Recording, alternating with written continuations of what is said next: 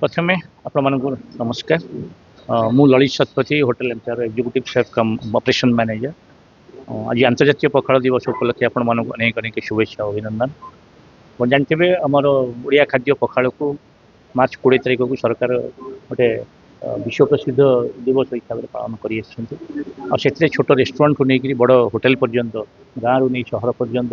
बोले सब जगह उत्सव मुखर हो प्रत्येक जगह लोक बस पड़ते गोटे आसर मिलिक पखाड़ खाइबा से घरे भी होना कहीं बाहर भी होना कहीं ऑफिस होना कहीं आज गोटे पखाड़ खाइबार मजा गोटे निरा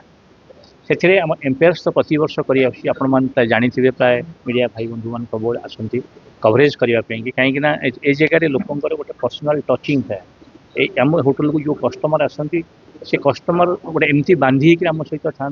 प्रत्येक अकेजन हो से दशहरा हो दीपावली हो रज पोड़ पिठा हो उत्कल दिवस हो प्रत्येक अकेजन से आम सहित गोटे बांधी था तेणु से अपेक्षा करते केवे मार्च 20 तारिख आसो पखाड़ दिवस आसो आम जो भेराइटी पखाड़ खाइबू ता सहित शाग भजा छुई भजा जो भेराइटी चटनी हो चूना माछ हो चिंगुड़ी माछ हो ये सब आम खाद्य उपभोग करूँ। लोक लोक चाहिदा कौन रही पखाड़ भितर भी जब आम रोच सुना पखाड़ अरुआ पखाड़ दही पखाड़ लेबू पखाड़ और विभिन्न विभिन्न प्रकार पखाड़ कौ पखाड़ को लोक मैंने बेस पसंद कर सब पखाड़ को नहीं बहुत भल चलती